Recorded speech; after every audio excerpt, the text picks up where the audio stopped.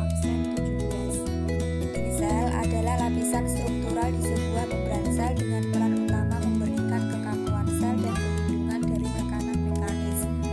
Contoh organisme dengan dinding sel adalah tumbuhan, jamur, protista, dan sebagian bakteri. Beberapa pengecualian adalah mikroplasma. Hewan dan protista heterotrofik tidak memiliki dinding sel. Dinding sel adalah lapisan terluar di sebelah membran sel, memiliki ketebalan 0,1 meter hingga beberapa meter, tetapi bervariasi tergantung pada komposisinya, yaitu jika dinding sel baru atau sekunder diendapkan oleh dinding sel lama atau primer. Komponennya bervariasi tergantung pada spesies, menganugerahkan kekakuan, memberikan sel bentuk yang lebih pasti, memberikan perlindungan misalnya terhadap dampak tekanan osmotik, lebih permeabel terhadap molekul kecil. Dinding sel tidak memiliki reseptor pembukaan sel. Assalamualaikum warahmatullahi wabarakatuh. Saya Anissa Naila Iya Edina dengan NIM 1262082110007. Saya akan mempresentasikan tentang dinding sel prokariotik. Kebanyakan prokariota dikelilingi oleh dinding sel yang melindungi membran sitoplasma yang rapuh dan komponen seluler lainnya. Apakah bakteri yang merupakan organisme prokariotik itu memiliki dinding sel? Bakteri dan archaea adalah prokariota uniseluler. Dinding sel prokariota adalah semi-rigid struktur kompleks. Dinding sel prokariota berkontribusi terhadap patogenesitas beberapa spesies dan merupakan tempat kerja beberapa obat antimikroba. Selain itu, dinding sel bakteri digunakan untuk membedakan antara dua jenis utama bakteri, yaitu bakteri gram positif dan bakteri gram negatif. Dinding sel bakteri terdiri dari jaringan kaku, peptidoglikan yang dapat ditemukan baik dalam kombinasi dengan molekul lain atau sendiri. Jaringan peptidoglikan terdiri dari unit berulang disakarida membentuk kisi dan dihubungkan bersama oleh polipeptida. Unit disakarida terdiri dari monosakarida yang disebut N-asetil muramik asid atau NAM, dari N-asetil glukosamin NAG. Monosakarida ini secara struktural terkait dengan glukosa. Dinding sel peptidoglikan terdiri dari deret unit NAM dan NAG bergantian yang membentuk tulang punggung karbohidrat yang dihubungkan bersama oleh polipeptida. Dinding sel bakteri yang kaku memberikan perlindungan terhadap tekanan osmotik dan menentukan bentuk karakteristik dari berbagai jenis sel bakteri. Misalnya beberapa bakteri seperti Escherichia coli berbentuk batang, sedangkan yang lain bulat, misalnya Pneumococcus dan Staphylococcus, atau berbentuk spiral seperti Treponema spirochaete pallidum yang menyebabkan sifilis. Komponen utama dinding sel bakteri adalah peptidoglikan, seperti yang terdapat pada gambar, yang terdiri dari rantai polisakarida linier yang dihubungkan silang oleh peptida pendek. Karena struktur ikatan silang ini, peptidoglikan membentuk cangkang kovaleni yang kuat di sekitar seluruh bakteri. Gambar tersebut merangkai tentang peptidoglikan E. coli. Rantai polisakarida terdiri dari residu N-asetilglukosamin NAG dan asam N-asetil muramat NAM bergantian yang dihubungkan oleh beta 1,4 ikatan glikosidik. Rantai paralel dihubungkan silang oleh tetrapeptida yang melekat pada residu NAM. Asam amino membentuk tetrapeptida bervariasi pada spesies bakteri yang berbeda. Dinding sel terus membesar selama pertumbuhan dan pembelahan bakteri, sehingga pemeliharaan bentuk karakteristik sel bakteri diatur oleh mekanisme yang mengontrol sintesis dinding sel. Ini ditentukan oleh protein sitoskeletal bakteri. Protein sitoskeletal pertama yang ditemukan pada bakteri FTSZ adalah homolog tubulin eukariotik yang ditemukan di hampir semua bakteri. Ini membentuk struktur cincin di tempat pembelahan sel terjadi, mengarahkan sintesis dinding sel baru yang memisahkan sel anak yang baru terbentuk. Bakteri berbentuk batang seperti E. coli juga mengandung protein sitoskeletal MREB, suatu homolog aktin yang mengarahkan sintesis dinding sel selama pemajangan sel. Akhirnya, bakteri berbentuk melengkung atau spiral mengandung protein yang berhubungan dengan filamen menengah seperti crescentin yang bertanggung jawab untuk kelengkungan dinding sel. Pada gambar, diterangkan bahwa protein sitoskeletal bakteri mengalami mengatur sintesis dinding sel FTZ. Homolog tubulin eukariotik membentuk struktur cincin di tempat membelahan sel dan mengarahkan sintesis dinding sel baru di antara sel anak. Ini ditemukan pada bakteri berbentuk bola, batang, dan spiral. Bakteri berbentuk batang juga mengandung mREB, yaitu suatu homolog aktin yang mengarahkan sintesis dinding sel selama pemajangan sel protein yang berhubungan dengan filamen menengah. Misalnya, Crescentin bertanggung jawab atas kelengkungan dinding sel pada bakteri berbentuk melengkung atau spiral. Dinding sel bakteri yang kaku menentukan bentuk karakteristik yang berbeda macam sel bakteri. Misalnya, beberapa bakteri seperti E. coli adalah bentuk batang, sedangkan yang lain bulat, misalnya Pneumococcus dan Staphylococcus, atau berbentuk spiral, misalnya Treponema pallidum. Dan selain itu, struktur dinding selnya membelah bakteri menjadi dua kelas besar yang dapat dibedakan dengan prosedur pewarnaan dikenal sebagai pewarnaan Gram, dikembangkan oleh Christian Gram pada tahun 1884. Membran plasma bakteri Gram negatif dikelilingi oleh dinding sel tipis di bawah membran luar. Gram positif bakteri tidak memiliki membran luar dan memiliki dinding sel yang tebal. Lur, tulugi lur.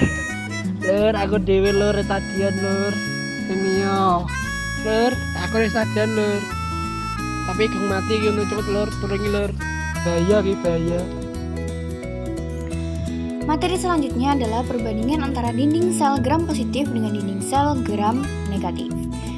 Dinding sel Gram positif adalah lapisan peptidoglikan yang kaku dan tebal yang terbentuk dari beberapa baris. Ruang plasma terdapat di antara membran plasma dan dinding sel bakteri Gram positif. Ruang itu mengandung asam lipoteikoik yang membentuk lapisan granular. Selain itu, zat lain seperti fosfat dan asam teikoat yang terutama terdiri dari alkohol seperti ribitol atau gliserol ditemukan di dinding sel bakteri Gram positif. Asam teikoat bertanggung jawab untuk pengaturan pergerakan kation melintasi dinding sel karena muatan negatifnya. Selain itu, asam teikoik mencegah kerusakan dan lisis dinding sel, sehingga berperan dalam membentuk pertumbuhan sel. Selain itu, ia memberikan karakter antigenik ke sel sehingga dapat dengan mudah dideteksi dan diuji. Dinding sel bakteri Gram negatif hanya terdiri dari beberapa lapisan peptidoglikan dan membran luar. Ruang periplasma di membran luar terdiri dari zat seperti gel yang mengandung protein transport dan enzim degradatif konsentrasi tinggi. Karena dinding sel bakteri Gram negatif hanya mengandung beberapa baris peptidoglikan dan tidak mengandung asam teikoat, akibatnya lebih rentan terhadap kerusakan dan kerusakan oleh faktor eksternal. Membran luar terdiri dari lipoprotein, lipopolisakarida, dan fosfat. Membran luar berkontribusi terhadap patogenisitas bakteri Gram negatif karena menghindari aksi komplement dan fagositosis karena muatan negatifnya. Selain itu, tahan terhadap garam, empedu, enzim pencernaan, logam berat, deterjen, dan beberapa antibiotik. Namun, membran luar mengandung klorin yang merupakan saluran yang terbentuk karena adanya protein yang memberikan beberapa permeabilitas untuk memungkinkan masuknya molekul metabolisme seperti karbohidrat, asam amino, dan vitamin B12. Lipopolisakarida bagian luar mengandung molekul lipid yang dikenal sebagai lipid A. Lipid A dilepaskan dari sel bakteri setelah mati, berfungsi sebagai endotoksin yang menyebabkan gejala infeksi bakteri seperti demam, pembekuan darah, pelebaran pembuluh darah, dan shock. Dibandingkan dengan asam teikoik sel bakteri Gram positif, molekul polisakarida O melekat pada lipid A, memberikan antigenisitas spesifik sehingga digunakan dalam membedakan antara strain bakteri Gram negatif yang berbeda. Pembahasan selanjutnya adalah mengenai dinding sel eukariota. Berbeda dengan bakteri, dinding sel eukariota yaitu termasuk jamur, alga, dan tumbuhan pertama terdiri dari polisakarida. Nah, polisakarida ini kalau di tumbuhan bisa kitin sama selulosa. Lihat pada gambar di samping. Yang atas itu kitin, yang bawah selulosa. Polisakarida struktural dasar dinding sel jamur adalah kitin yang juga membentuk cangkang kepiting dan exoskeleton serangga dan arthropoda lainnya. Kitin adalah polimer linear residu N-asetil glukosamin. Jadi kitin ini merupakan komponen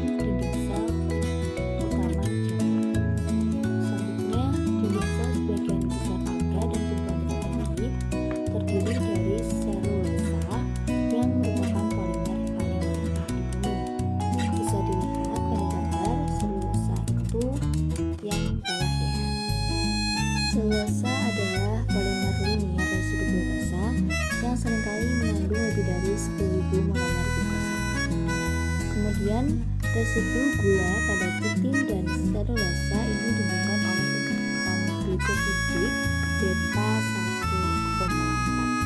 Ini memungkinkan polisakarida membentuk rantai lurus panjang. Jadi bisa dilihat dari gambar, terdapat ikatan glikosidik beta 1,4 antara selulosa, antara ini ikatannya di tengah-tengah ini ya. Kemudian selulosa ini bergabung secara paralel membentuk mikrofibril.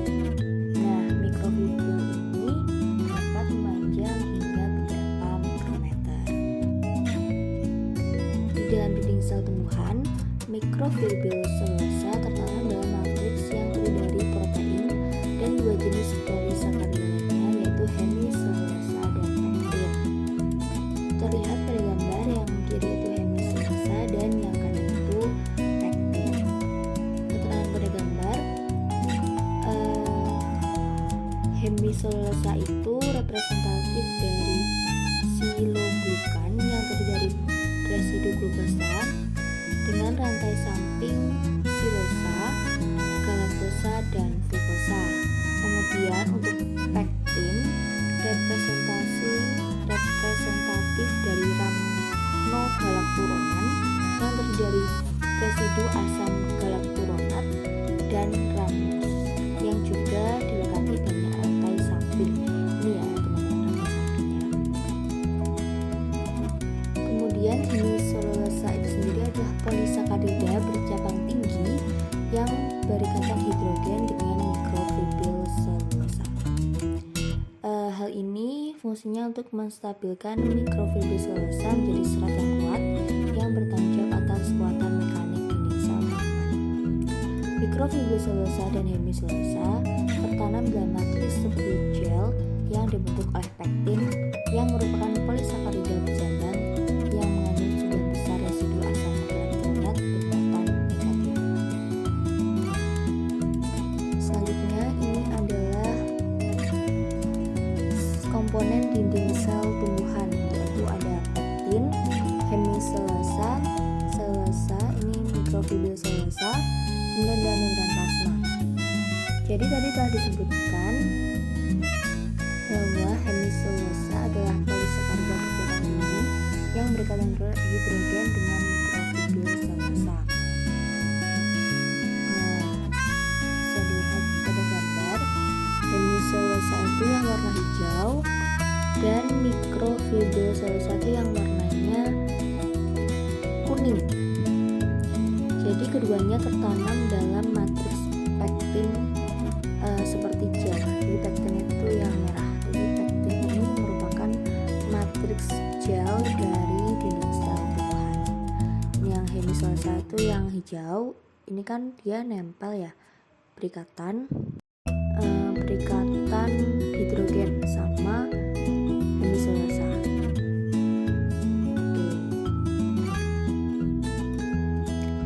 Selanjutnya adalah mengenai komponen dinding sel tumbuhan. Jadi seperti matriks ekstraselular sel hewan, dinding sel tumbuhan sebagian besar terdiri dari serat panjang yang tertanam dalam jaringan molekul bercabang. Nah, dinding sel tumbuhan mengandung mikrofibril selulosa yang terjerat dalam jaringan kompleks polisakarida dan glikoprotein bercabang yang disebut ekstensin. Dua jenis utama polisakarida adalah hemiselulosa dan pektin. Jadi ada persentase berdasarkan berat kering. Selulosa ini membentuk sekitar 40% dari dinding sel, hemiselulosa 20%, pektin 30%, dan glikoprotein sekitar 10%. Yang pertama adalah selulosa dan hemiselulosa. Nah, pada gambar di samping ini merupakan struktur selulosa. Sebenarnya ini sudah dibahas di slide sebelumnya, cuman lebih spesifik lagi, ini merupakan struktur dari selulosa. Nah, penjelasannya, selulosa terdiri dari rantai unit beta alfa glukosa yang panjang dan tidak bercabang yang dihubungkan oleh ikatan glikosidik beta Ini ya, sudah ada keterangannya bahwa ini merupakan ikatan beta 1,4. Kemudian rantai-rantai ini bergabung secara lateral disatukan oleh ikatan hidrogen untuk membentuk mikrofibril ini, yang kabel ini namanya mikrofibril. Kemudian mikrofibril itu dapat dilihat pada mikrograf dinding sel tanaman primer. Jadi ada di dinding sel primer. Kemudian ada info menarik lagi bahwa ikatan glikosidik beta 1,4 ini tidak dapat dihidrolisis oleh sebagian besar hewan tingkat tinggi. Untuk gambar yang ini merupakan lebih spesifik lagi gambarnya. Ini ilustrasi hubungan antara komponen dinding sel, yaitu selulosa, hemiselulosa, dan glikoprotein yang dihubungkan membentuk jaringan interkoneksi yang kaku yang tertanam dalam matriks pektin. Jadi bisa dilihat bahwa ini mikrofibril ini dia terikat sama tertanam sama pektin, jadi tertanam di dalam matriks pektin. Kemudian ini tunjukkan ini merupakan ekstensin, kemudian ini mikrofibril, kemudian ada hemiselulosa. Jadi selain selulosa dan hemiselulosa itu ada komponen lain yang bernama pektin. Pektin merupakan polisakarida bercabang, namun punya pendukung utama yang namanya ramogalakturonat. Ini terdiri dari asam galakturonat yang bermuatan negatif dan ramesa. Kemudian tadi dijelaskan juga pada struktur yang awal bahwa molekul pektin ini membentuk matriks di mana mikrofibril selulosa tertanam. Pektin ini mengikat dinding sel yang berdekatan itu bersama-sama karena struktur pektin itu sangat berjabang, dan dengan muatan negatifnya pektin menjebak dan mengikat molekul air. Nah, karena dia menjebak dan mengikat molekul air, maka pektin ini konsistensinya atau bentuknya ini seperti gel. Kemudian selain hemiselulosa dan pektin, pada gambar tadi juga ada ditunjukkan yang namanya ekstensin. Nah, ekstensin ini merupakan sekelompok glikoprotein terkait. Nah, ekstensin ini adalah molekul kaku yang seperti batang terjalin erat ke dalam jaringan polisakarida kompleks dari dinding sel. Kemudian komponen lainnya adalah lignin. Lignin merupakan polimer alkohol aromatik yang sangat tidak larut yang terjadi terutama di jaringan kayu. Ini maksudnya lignin ini polimer yang terutama ada di jaringan kayu ya. Nah, molekul lignin ini terlokalisasi terutama di antara fibril selulosa yang berfungsi untuk menahan gaya kompresi. Kemudian ada komponen selanjutnya yaitu plastik. Tadi lignin itu sebenarnya juga masuk plastik. Terus ada tambahan lagi yaitu kutin dan suberin. Nah, kutin dan suberin ini merupakan biopolyester kompleks yang terdiri dari asam lemak dan senyawa aromatik. Kutin adalah komponen utama dari kutikula, lapisan permukaan dinding sel yang seperti lilin, yang dia ini sifatnya menolak air yang terpapar lingkungan di atas permukaan tanah, yaitu dengan mengurangi keterbasahan daun dan batang. Jadi kalau kita menemukan selanjutnya adalah protein. Dinding sel tumbuhan ini mengandung sejumlah kecil protein, namun memiliki sejumlah fungsi penting.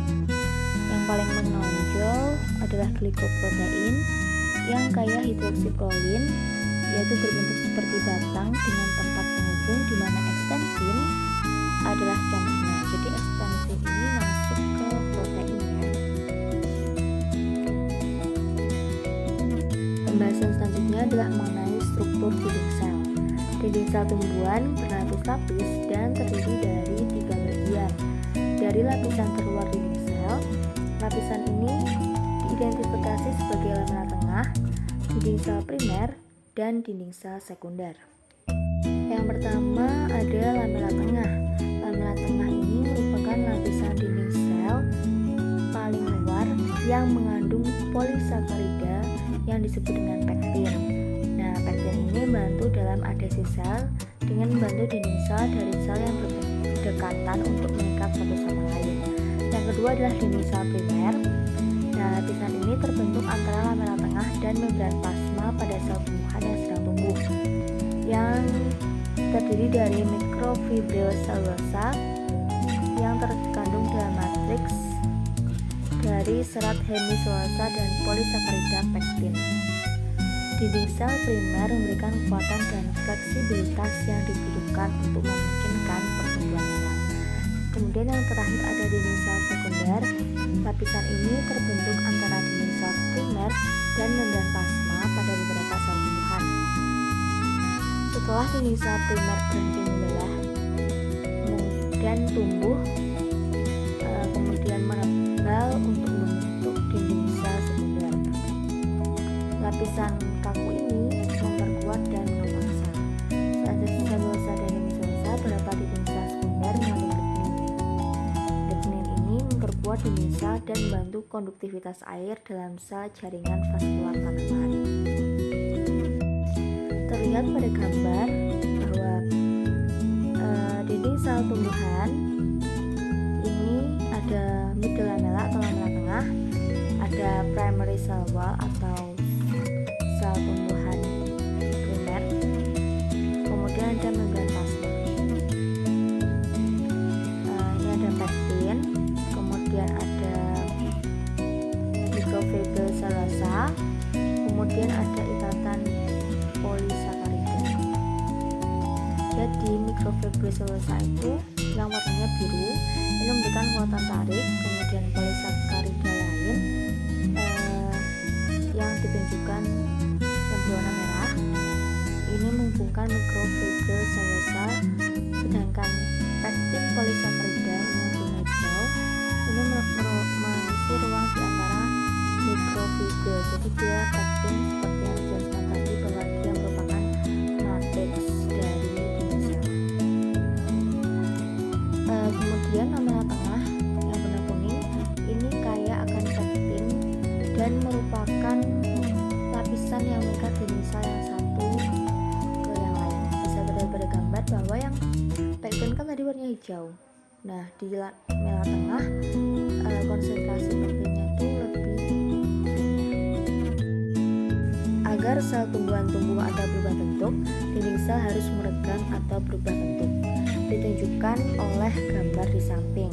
Keterangan pada gambar, orientasi mikrofibril selulosa di dalam dinding sel tumbuhan mempengaruhi arah pemanjangan sel. Jadi, sel-sel di A dan B ini dimulai dengan bentuk yang identik. Di sini menggunakan bentuk kubus ya sebagai representasinya. Tetapi dengan orientasi mikrofibril selulosa yang berbeda.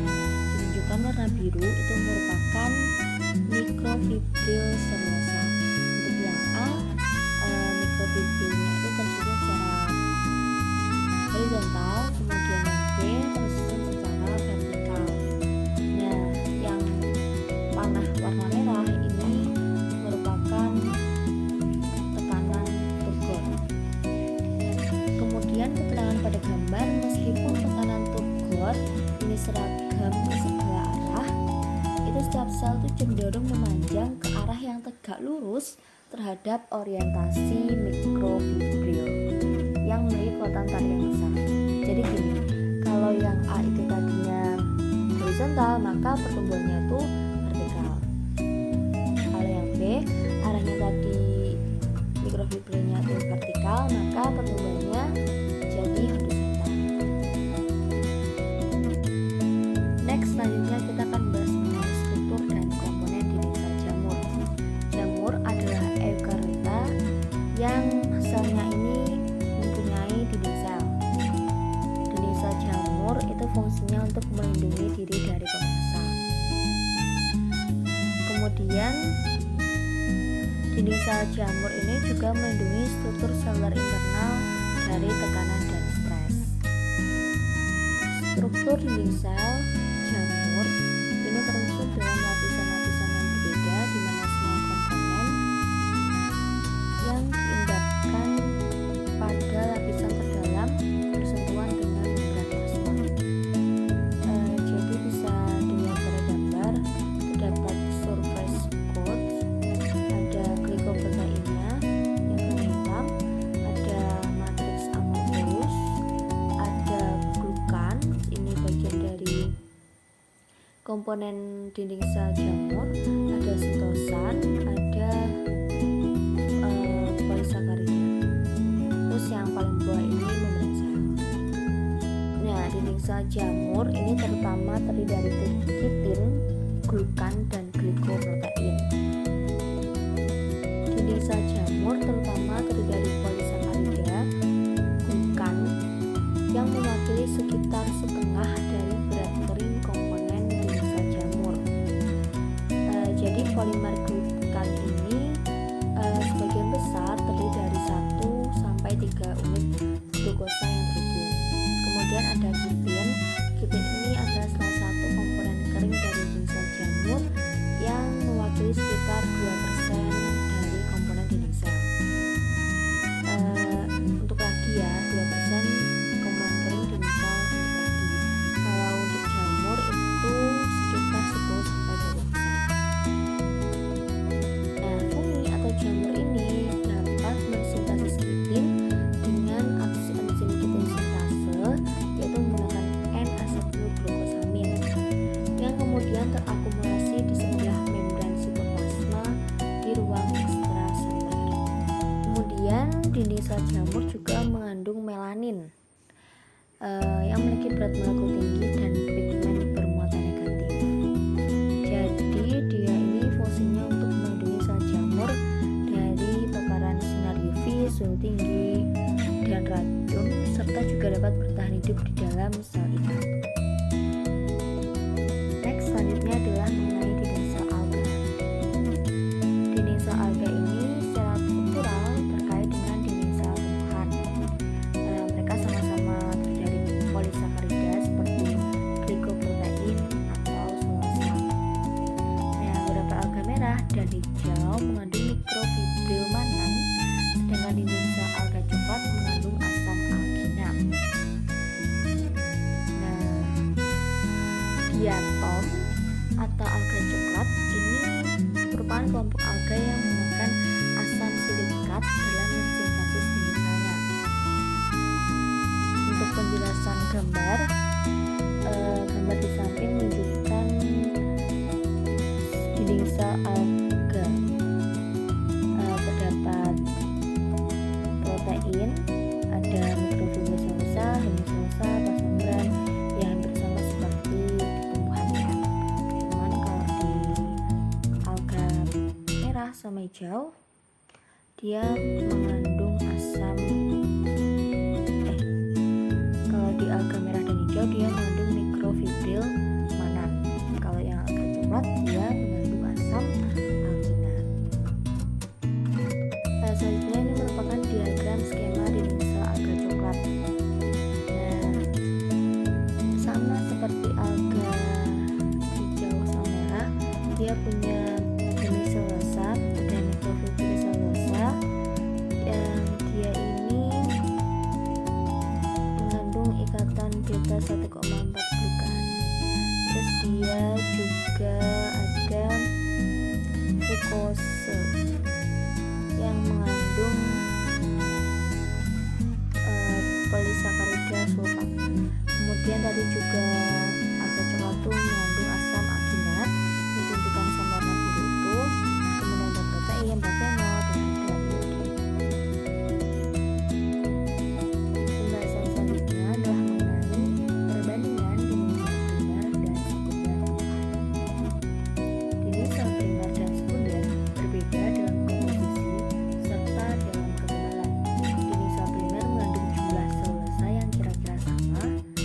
selosa, dan pektin. Sebaliknya, sekunder yang lebih kaku dindingnya ini umumnya kekurangan pektin dan mengandung 50-80% selulosa. Jadi, kalau dinding sel primer ini antara selulosa, hemiselulosa, dan pektin ini jumlahnya kira-kira sama. Kalau dinding sel sekunder itu umumnya dia pektinnya itu yang kurang, jadi 50-80% atau sebagian besar dari dinding sel sekunder itu isinya selulosa. Nah, di dinding sel sekunder ini biasanya diperkuat oleh lignin yang bertanggung jawab atas kekuatan dan kepadatan kayu. Kemudian orientasi mikrofibra selulosa juga berbeda dalam dinding sel primer dan dinding sel sekunder. Serat selulosa dari dinding sel primer ini tampak acak diatur, sedangkan dinding sel sekunder ini sangat teratur. Jadi dinding sel sekunder itu sering diletakkan berlapis-lapis, di mana serat selulosa berbeda dalam orientasi membentuk struktur laminasi yang sangat menyeramkan. Komponen dinding sel tumbuhan disekresikan dari sel secara bertahap, menciptakan serangkaian lapisan, di mana lapisan pertama yang akan disintesis berakhir paling jauh dari membran plasma. Jadi struktur pertama yang diletakkan ini disebut lamela tengah. Ini digunakan bersama oleh dinding sel tetangga atau dinding sel lainnya untuk menyatukan satu yang berdekatan. Jadi saya terlihat pada gambar di samping ada arah panah yang menunjukkan middle lamella atau lamela tengah. Terus ini ada primary wall, dinding primer, kemudian three layers of secondary wall, ini merupakan dinding sel sekunder. Jadi middle lamella atau lamela tengah nanti kan dia menghubungkan sel satu dengan sel yang lainnya, karena ya memang antara sel satu dan sel lainnya. Struktur selanjutnya yang akan terbentuk disebut dinding sel primer.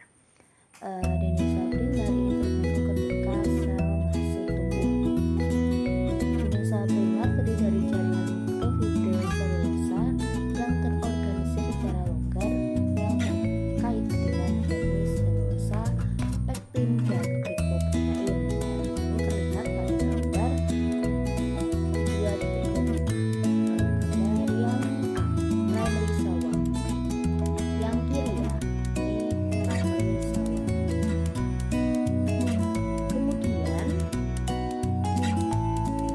mikrofibra selulosa yang dihasilkan oleh kompleks enzim sintesis selulosa yang disebut roset yang terlokalisasi di dalam membran plasma. Jadi roset ini yang seperti tonjolan ini namanya roset.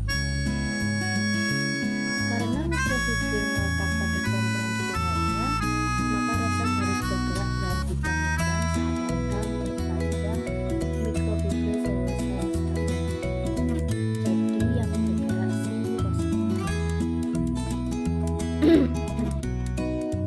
Organisasi dinding sel primer yang bertekstur lunak menciptakan struktur yang relatif tipis dan fleksibel. Pada beberapa sel tumbuhan, perkembangan dinding sel tidak berlangsung melewati titik ini, namun banyak sel yang perlahan ditumbuh menambahkan lapisan yang berupa dan kaku yang secara kolektif disebut sebagai dinding sel sekunder. Nah, dinding sel sekunder ini yang kanan ya, teman-teman. Ini strukturnya lebih rapi daripada primary cell wall. Komponen dinding sel sekunder ini berlapis-lapis, ditambahkan ke permukaan bagian dalam dinding primer setelah pertumbuhan sel berhenti.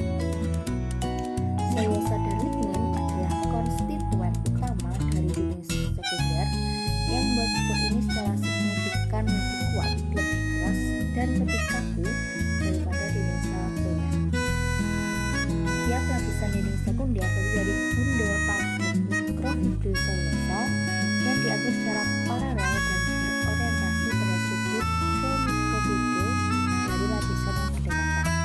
Jadi organisasi ini memberikan kekuatan tekanan besar dan kekakuan pada DNA sel sekunder. Saat DNA sel sekunder terbentuk, mikrotubulus yang terletak di bawah membran plasma berorientasi ke area yang sama dengan mikrofibril selulosa yang terbentuk, dan roset yang mensintesis selulosa digabungkan ke dalam susunan besar yang berisi businan roset. Mikrotubulus yang mendasari dianggap memandu pergerakan agregat roset ini, yaitu mensintesis bundel paralel besar mikrofibril selulosa saat bergerak.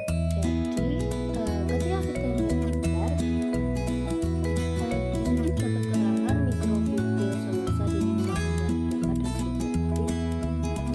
Pada DNA sel primer, yaitu yang A, mikrograf elektron menunjukkan mikrofibril seluler yang terorganisir secara longgar dari DNA sel primer. Jadi bisa dilihat di gambar yang mikrograf yang beku, susunannya itu lebih longgar dan tidak nampak seperti di DNA sel sekunder. Nah, pada diagram di bawahnya ini menggambarkan bagaimana mikrofibril seluler disintesis oleh roset yang masing-masing merupakan seperti enzim sintesis selulosa yang tertanam dalam plasma. Jadi kalau primary cell wall atau DNA sel primer itu saat roset mensintesis ikan molekul selulosa, maka ia bergerak melalui membran plasma ke area yang lebih lemak. Di arahnya seperti menyilang ya. Kemudian yang B ini merupakan DNA sel sekunder. Mikrograf elektron ini menunjukkan makrofibril selulosa padat yang berorientasi paralel. Jadi dia ini lebih padat ya, lebih kuat. Diagram di bawahnya ini menggambarkan bagaimana roset membentuk agregat padat yang mensintesis sebelah besar mikrofibril secara paralel menghasilkan makrofibril selulosa. Jadi dia sintesisnya itu paralel, jadi bentukannya lebih padat dan Materi selanjutnya adalah biosintesis dinding sel. Biosintesis dinding sel tumbuhan melibatkan banyak kompartemen seluler.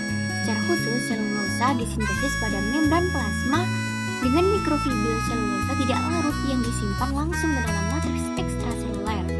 Di sisi lain, matriks polisakarida dan berbagai glikoprotein disintesis dalam sistem endomembran.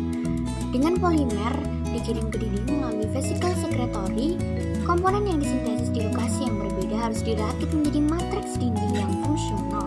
Meskipun sangat sedikit yang diketahui tentang proses perakitan ini, tampaknya ini adalah peristiwa yang dimediasi. Kemungkinan besar membutuhkan protein dari berbagai jenis. Biosintesis selulosa terjadi pada membran plasma dalam kompleks besar yang divisualisasikan sebagai roset. Sintesis matriks polisakarida dan glikoprotein terjadi di Golgi, di mana produk menumpuk di lumen sebelum diangkut ke dinding sel melalui vesikel. Pengaturan peristiwa biosintetik ini merupakan masalah penting yang perlu dipelajari lebih lanjut. Singkatan yang digunakan pada gambar CESA, protein selulosa sintase yang membentuk roset, NDP gula nukleotida yang bertindak sebagai donor untuk gula yang masuk ke polisakarida. CSL, protein mirip selulosa sintase yang diketahui terlibat dalam biosintesis hemiselulosa. Biosintesis selulosa melibatkan kompleks multi subunit besar yang mengandung setidaknya 3 enzim selulosa sintase yang berbeda dan mungkin protein lain. Protein ini membentuk kompleks yang muncul di membran plasma sebagai struktur roset yang dianggap mentransfer GLC dari UDP GLC sitosol untuk menghasilkan beberapa rantai glukan ekstraseluler yang akhirnya bergabung menjadi mikrofibril selulosa. Sementara banyak yang telah dipelajari tentang biosintesis selulosa dalam 2 dekade terakhir. Dalam gambar adalah gambar sintesis selulosa. Selama pemajangan sel sintase selulosa adalah enzim transmembran yang mensintesis selulosa dari UDP glukosa. UDP glukosa berikatan dengan selulosa sintase di sitosol dan rantai selulosa yang tumbuh ditranslokasikan keluar sel. Kompleks selulosa sintase melacak mikrotubulus di bawah membran plasma sehingga mikrofibril selulosa baru diletakkan pada sudut kanan ke arah pemanjangan sel. Dalam sel yang berkembang, mikrofibril selulosa yang baru disintesis biasanya disimpan tegak lurus terhadap arah pemanjangan sel. Orientasi yang menentukan arah ekspansi sel lebih lanjut. Menariknya, mikrofibril selulosa di dinding sel memanjang, diletakkan sejajar dengan mikrotubulus kortikal yang mendasari membran plasma. Mikrotubulus ini menentukan orientasi mikrofibril selulosa yang baru disintesis dengan memandu pergerakan kompleks selulosa sintase dalam membran. Mikrotubulus kortikal dengan demikian menentukan arah pertumbuhan dinding sel, yang pada gilirannya menentukan arah ekspansi sel dan akhirnya bentuk seluruh tanaman. Fungsi dinding sel. Ekspansi sel tumbuhan. Tekanan turgor mendorong ekspansi sel tumbuhan selama pertumbuhan dengan penyerapan air yang terakumulasi dalam vakuola sentral yang besar. Atau bisa dikatakan fungsi penting dari dinding sel tumbuhan adalah untuk mencegah pembekakan sel akibat tekanan osmotik. Berbeda dengan sel hewan, sel tumbuhan tidak mempertahankan keseimbangan osmotik antara sitosol dan cairan ekstraseluler. Akibatnya, tekanan osmotik terus mendorong aliran air ke sel. Masuknya air ini ditoleransi oleh sel tumbuhan karena selnya yang kaku dinding mencegah pembekakan dan pecah. Sebaliknya, tekanan hidrostatik internal atau disebut tekanan turgor menumpuk di dalam sel, akhirnya menyamakan tekanan osmotik dan mencegah masuknya air lebih lanjut. Tekanan turgor bertanggung jawab atas sebagian besar kekakuan jaringan tanaman sebagai mudah terlihat dari pemeriksaan tanaman yang kering dan layu. Selain itu, tekanan turgor memberikan dasar untuk bentuk pertumbuhan sel yang unik pada tumbuhan. Secara khusus, sel tumbuhan sering berkembang dengan mengambil air tanpa mensintesis komponen sitoplasma baru. Fungsi dinding sel yang kedua yaitu status sel tumbuhan berdasarkan pergerakan bersih air melintasi sel ketika ditempatkan dalam larutan yang berbeda. Atau lebih jelasnya, fungsinya untuk memberikan perlindungan pada struktur internal sel karena membran plasma dianggap sebagai lapisan rapuh yang tidak dapat memberikan perlindungan serupa terhadap kondisi lingkungan yang berbeda. Pada tumbuhan menganugerahkan turgiditis yang membuat sel tumbuhan tidak meledak atau lisis osmotik ketika ditempatkan dalam larutan hipotonik. Osmosis yang berlebihan dicegah ketika tekanan osmotik yang diberikan pada dinding sel membantu menstabilkan sel tumbuhan. Namun jika sel tumbuhan ditempatkan di lingkungan yang hipertonik, dinding sel tidak dapat mencegah sel kehilangan air. Ini menghasilkan penyusutan sel atau sel menjadi lembek. Plasmodesmata. Bagian gambar A yaitu mikrograf elektron plasmodesmata atau panah. Yang gambar B dalam plasmodesmata, membran plasma sel tetangga terus-menerus membentuk saluran sitoplasma melalui dinding sel yang berdekatan. Perpanjangan retikulum endoplasma biasanya melewati saluran, yaitu adesi antara sel-sel tumbuhan dimediasi oleh dinding sel mereka daripada oleh protein transmembran. Secara khusus, daerah khusus yang kaya pektin dari dinding sel yang disebut lamina tengah yaitu sebagai perekat untuk menyatukan sel-sel yang berdekatan. Karena kekakuan dinding sel tumbuhan, asosiasi yang stabil antara sel tumbuhan tidak memerlukan pembentukan hubungan sitoskeletal seperti pada sel hewan. Namun, sel tumbuhan yang berdekatan berkomunikasi satu sama lain melalui koneksi sitoplasma yang disebut plasmodesmata. Plasmodesmata dapat terbentuk dari pemisahan sel anak yang tidak lengkap setelah mitosis sel tumbuhan. Selain itu, plasmodesmata baru dapat terbentuk di antara sel-sel yang berdekatan pada setiap plasmodesma. Membran plasma satu sel menyambung dengan membran tetangganya, menciptakan saluran antara dua sitosol. Setiap plasmodesmata dilapisi dengan membran plasma yang sama dengan dua sel yang terhubung. Plasmodesma berbentuk silinder dengan diameter silinder lebih sempit di kedua ujungnya. Diameter saluran bervariasi dari sekitar 20 sampai sekitar 200 nanometer. Struktur tubular tunggal, desmotubul biasanya terletak di saluran pusat plasmodesma. sitoplasma. Bahkan pada pembelahan sel dan pengendapan dinding sel baru antara dua sel anak, kontinuitas sitoplasma dipertahankan antara sel anak oleh plasmodesmata yang melewati dinding yang baru terbentuk. Faktanya, sebagian besar plasmodesmata terbentuk pada saat pembelahan sel, ketika dinding sel baru sedang terbentuk. Plasmodesma adalah saluran melalui dinding sel antara dua sel tumbuhan yang berdekatan, memungkinkan pertukaran sitoplasma antar sel. Membran plasma satu sel bersambungan dengan membran sel lain pada setiap plasmodesma. Kebanyakan plasmodesmata memiliki demotubulus silinder sempit di tengah yang berasal dari retikulum endoplasma dan tampaknya terus-menerus dengan RE kedua sel. Antara desmotubulus dan membran plasma yang melapisi plasmodesma adalah cincin sitoplasma sempit yang disebut anulus. Gambar A, mikrograf dan diagram elektron ini menunjukkan dinding sel antara dua sel akar rumput Timothy yang berdekatan dengan banyak plasmodesmata. Gambar B, tampilan diagram dinding sel dengan banyak plasmodesmata yang menggambarkan kontinuitas